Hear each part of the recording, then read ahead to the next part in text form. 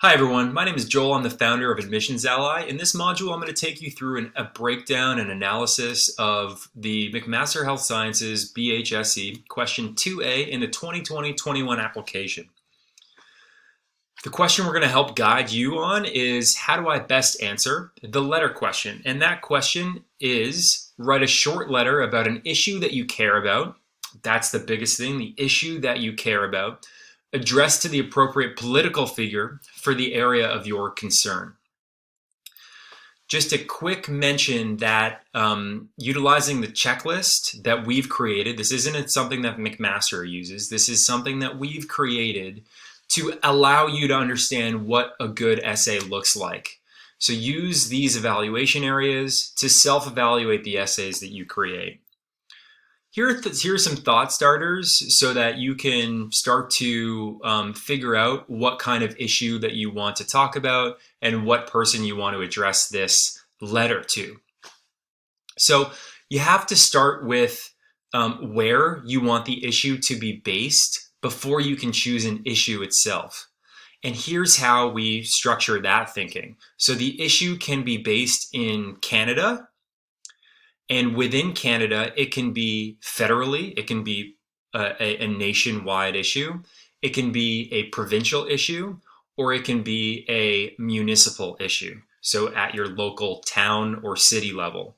If it's outside of Canada, it's just international, so you can figure out how to dissect the international bucket as you will. I probably can estimate that the vast majority of you will be using a Canadian issue. It doesn't matter if it's Canadian or international, as long as it really reflects something that you're passionate about and something that you have some knowledge on and that you care about immensely. In addition, if you have an extracurricular or some sort of initiative that already demonstrates some participation or some involvement in this issue, then I would say that's something that is a really strong issue for you to talk about, because you can reference your work and your involvement and your commitment to that issue in this letter. And we'll talk a little bit about how you can do that later. But for now, let's focus in on how you can choose this best issue, because the best issue for you, because I think this is going to be, just speaking with some of our students, this is the thing that they're struggling with, is what issue do I choose? It doesn't need to be science related. It doesn't need to be health science related. Just make sure it reflects you 1000%. And if that happens to be a scientific issue or a health care issue, then that's great. If it doesn't, then you just need to talk a little bit about why you care about that issue so much. You don't want to talk about an issue like the environment and not actually give some personal insight, again, going back to the evaluation, some personal insight as to why this is an issue that you care about. So one thing that you could do is just go to Google News and you can filter on different, and just browse the news. You can also filter or search different things. So for example, I saw this Pickering wetlands issue that came up on, I think it was in my Instagram. I saw there was an issue with this Pickering wetlands development that is going to be destroying some wetlands in Pickering. And that just kind of triggered me when I saw that, that news. So that would be something that personally I would look into further to see if this is an issue that I would want to actually, that I'm passionate enough about to write a letter to a politician. And that's another test, is would you actually write a letter to a politician in real life about this issue? That's a good sense check for you to see if it's worthwhile for you to submit this essay based on this issue in your McMaster application. It's less about what you choose and more about what you demonstrate, about you demonstrating a clear point of view on something. That's what they really want to see, that you're taking a clear point of view and a stance on something that you care about. it doesn't matter so much what it is. I would avoid controversial issues that just are generally controversial amongst people, because if you submit your essay to two people, you can assume that one will have well, the McMaster Health Sciences essays are viewed by two people, so you can assume if it's a controversial essay, that one person will follow your side and then the other person will not. So you want to choose an issue that isn't so polarizing.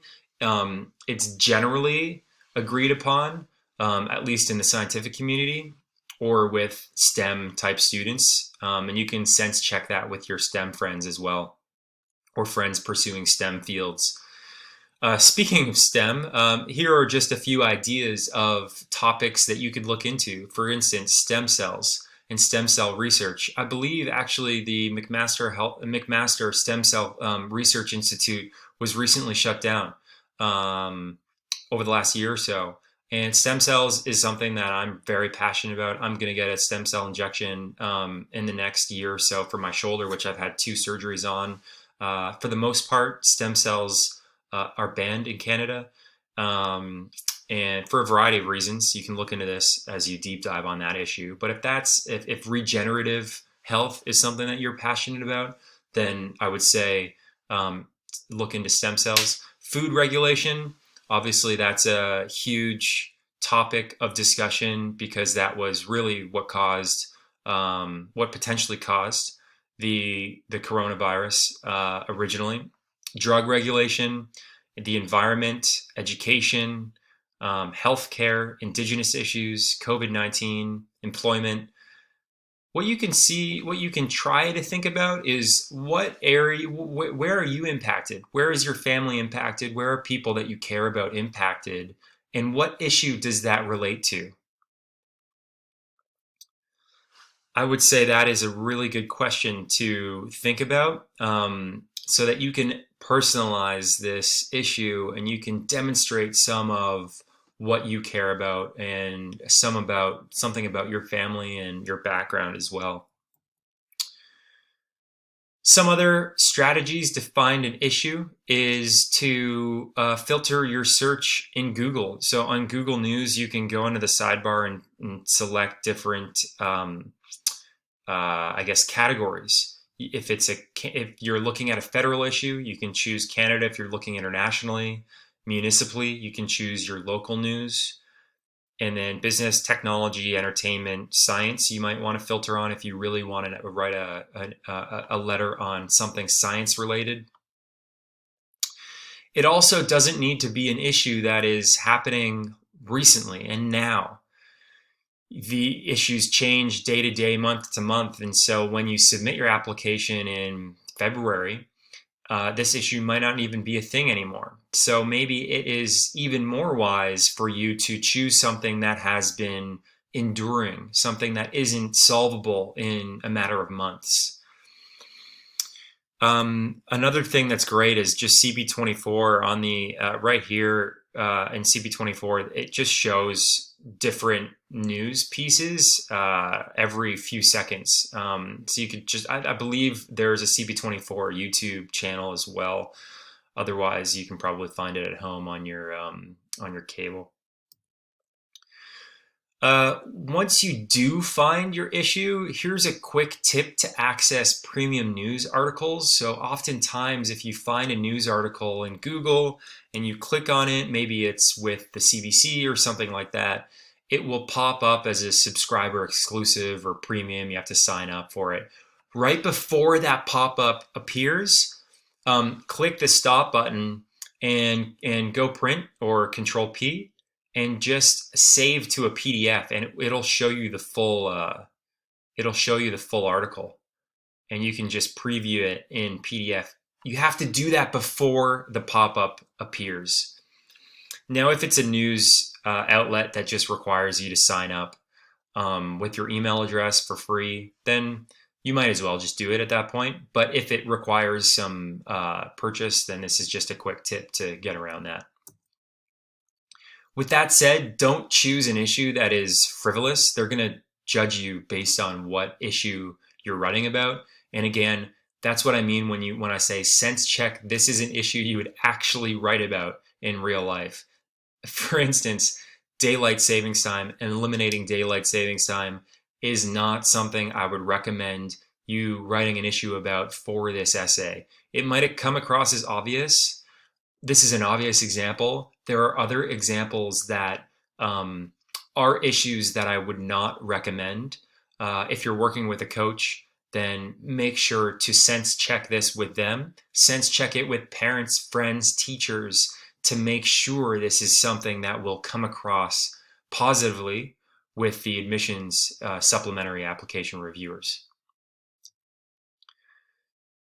With that also said, change.org is a decent way to browse petitions or issues as well.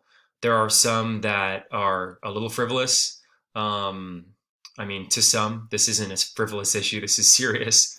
But to most, daylight savings time, eliminating it is not a serious topic. For change.org, you can simply click browse and it will show you Canadian-based petitions that are out there. So it's another way to spark some ideas, and that's what this is all about. Is you probably know something, an issue that is really important to you. It's just hard to think about when it's such a vague question. So this will allow you to spark ideas. In terms of who you're sending this this letter to, you can think about it based off of a few different ways. We talked about federal. So if this issue is a federal issue, I would suggest you looking into who exactly at the federal level is someone that is the best to receive it. I think they will also judge you based on who the recipient is. If everyone is addressing every issue to Justin Trudeau, that's not going to come across well. You want to demonstrate that you've done the research on the best possible recipient for this issue. So here's how the federal government is structured in Canada. We have the Governor General, Prime Minister Trudeau. We have the ministry, basically departments that he elects individuals to run, and under these departments, it's very likely that many of you will be addressing your issues to people in these departments. So, for example, the Minister of Agriculture and Agri-Food, that could be someone about agricultural issues or maybe even food, GMO issues. There are other things like the environment, fisheries and oceans, health. I'm sure a lot of people will be addressing letters to the Ministry of Health, the Minister of Health, rather, etc. You can look at these in detail. The Prime Minister's office is someone also to look into. In the video description below, we will source and link to a bunch of links that allow you to just browse who these people are. Particularly, we'll add in the senators. So in the Senate, that these are senators. Senators are recommended by the Prime Minister, but they are appointed by the Governor General. So that's the list of senators here. And then the House of Commons. The House of Commons are elected House representatives across Canada, I believe in different political affiliations. So that's federally how this works. Provincially, this is an example of Ontario. So in Ontario, you have the Premier. Doug Ford is the Premier of Ontario. And then you have the Secretary of the Cabinet. And under that are deputy ministers, the Cabinet Office, and then ministers. These are elected officials who are ministers within. So the Minister of Education in Ontario, the Minister of Health of Ontario. It's quite similar to the departments here, the ministry, the departments. One other thing that I will mention with this federal is the Supreme Court of Canada is part of this federal structure. However, they're not tied to the Prime Minister at all. It's a separate division.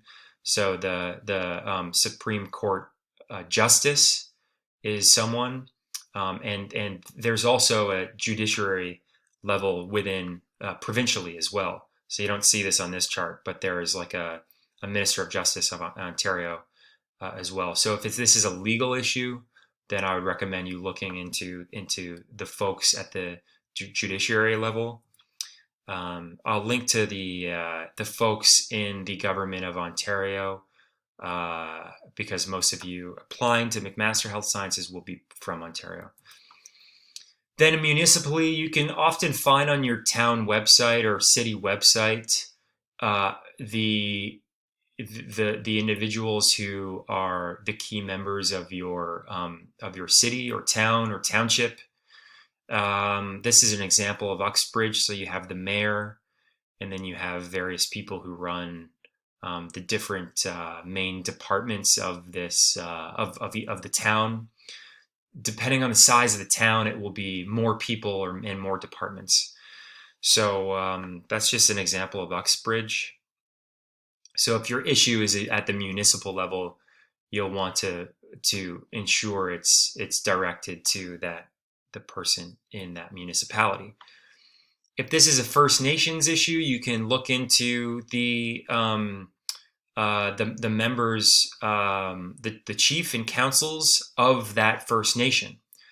So that's another unique approach that you might want to take with that. Now, to take this a step further, we're always trying to elevate our students and to think of how they can take these essays, how they can become better themselves. How I would recommend one doing that is to actually interview someone. Here's an example of this Pickering plant or the Pickering wetlands issue. Linda Pym, I believe, was on a Greenbelt Council of the Greater Toronto Area, and she resigned. She wrote this resignation letter. So if I was a student writing a letter I would probably address it to the mayor of Pickering or something, or someone at the Ontario level, likely at the Pickering level. I would literally interview Linda Pym, or I would reference and quote maybe one very important sentence in this resignation letter that she mentioned, and also mention who Linda Pym is. So interviewing experts on this issue will really show that you've done the research, and sourcing credible research as well will show that you've taken this one step further. So now to a suggested essay structure. Again, I would highly recommend you look into the suggested STEM communication style that many doctors and folks in the STEM field communicate through. This answer first communication structure, where you start with the answer, you provide key reasons after that and supporting arguments after that. So this is how I recommend you structuring the this question.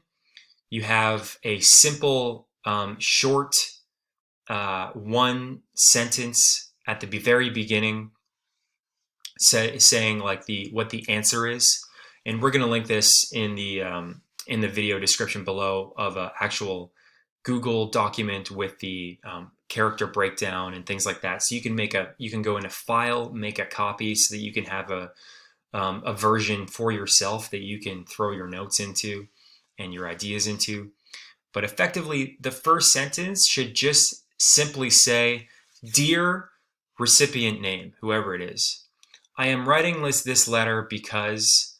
The reason, explain the objective behind this letter, what you want to accomplish through this letter." You don't want to just state the issue. Clearly, this person will probably know what the issue is. You want to state your objective in writing this question or this letter. The objective should include the solution to this issue right up front. So you may be proposing a solution. This is the answer. This is why it is an answer first communication structure. Because you want to say, I am writing this letter because maybe I am recommending you to XYZ. Or in one of the essay examples that I'm developing right now, it is, Dear whoever the name of the Ministry of Education is, I am writing this letter because I fundamentally believe the Ontario high school curriculum needs an overhaul. That's the objective. That's kind of the answer up front. Hence why we call it answer first. If this person isn't well known to the reader, and remember, most of these readers are grade or year 3 or year 4 McMaster Health Sciences students. Sorry, not year 3. The vast majority of them are year 4, not year 3. Year 4 or professors in McMaster Health Sciences. It's wise to add a second sentence indicating the person's position. Why are they the person that they should be receiving the letter? So you could say, as the Ministry of Education in Ontario, as the Minister of Education of Ontario, I believe you can help address this issue. Another way that you could do this is Dear recipient name, comma, Minister of Education in Ontario. I am writing this letter because, so that's what you want to identify who this person is to the reader. Concise reasons. Oh, and by the way, it's unlikely the reader will know who the person is unless they're Justin Trudeau. So unless they're Justin Trudeau, I would recommend you actually adding in who the person is with their role. Concise reasons. Address the most important reasons why this issue is in fact an issue. What are the downsides of this being an issue currently? Emphasize who or what is impacted. Use numbers if you can. Calculate numerically or quantitatively so it's measurable what the measurable impact is of this issue currently right now. What will happen if we do not solve this issue? What will happen if it just continues if we continue to operate as is and nothing is done to improve the issue? Don't list out 5 reasons. Choose 1 or 2 key reasons and deep dive on those. Try to incorporate something personal about you in this paragraph, your experience with this issue. That's how you could showcase maybe an extracurricular or an initiative that you're involved in, maybe something that you're volunteering with. Maybe that's allowed you to actually see this issue, another perspective on, maybe that's how you were able to actually see this was an issue in the first place. After that, supporting arguments. So you want to elaborate more broadly on supporting points of the 1 to 2 key reasons you've already addressed with additional evidence. So what's in it for this person if they fix it? What do they stand to gain? Careful not to sound naive here. Really think about what would restrict them from being able to act on your proposed solution. So for my solution, overhauling the Ministry of Education high school curriculum, that's going to take a lot of time and effort. So you want to propose something more implementable, something that isn't so grandiose and unrealistic that is almost going to sound naive as a young person. Do your research on the individual who you are writing the essay to, the letter to. What are their individual goals? What do they care about the most? So I would say in this letter to the Ministry of Education, I would say he's 32 years old. He's a year older than he's 33 years old, a year older than I am. And I haven't done a lot of research on him yet, but I believe that he is an advocate for innovations in the school curriculum, in implementing more skills-based, competency-based learning rather than antiquated subjects that students don't necessarily see an application for. So I would do research on the individual that you're writing the letter to. Why did this issue become an issue in the first place? Why haven't they solved it on their own? What's preventing them from solving it? Why haven't they listened to other people? This is important. Why haven't they listened to other people probably proposing a similar solution? It's likely this isn't the first letter that they would be receiving on this issue. Why haven't they made a change in the past after they've received this kind of letter? Once you do that research, your argument will be more informed and more articulated.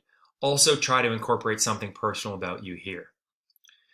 Then, in the last paragraph, you want to tie it back. So you want to conclude the letter. You want to mention your proposed solution again and summarize your reasons for your supporting argument succinctly in only 1 to 2 very sharp sentences. This is mostly a conclusion. So that's it. I will link to, in the video description below, our essay example, the template that you see here. The essay example is in development right now, so should be out pretty soon. And if you would like some more support, we do have a few spots remaining with the Essential Package, which is up to 3 hours of support on one-on-one essay coaching, email and online support, no phone. And then with the Premium Package, you get access to an unlimited resource, a coach who's familiar with McMaster, who's familiar with the science field, and is a trained youth development coach that will ask you great questions and prompt your thinking, just as though I hope I've done in this module. Thanks so much. Feel free to reach out to us with any other questions, and good luck.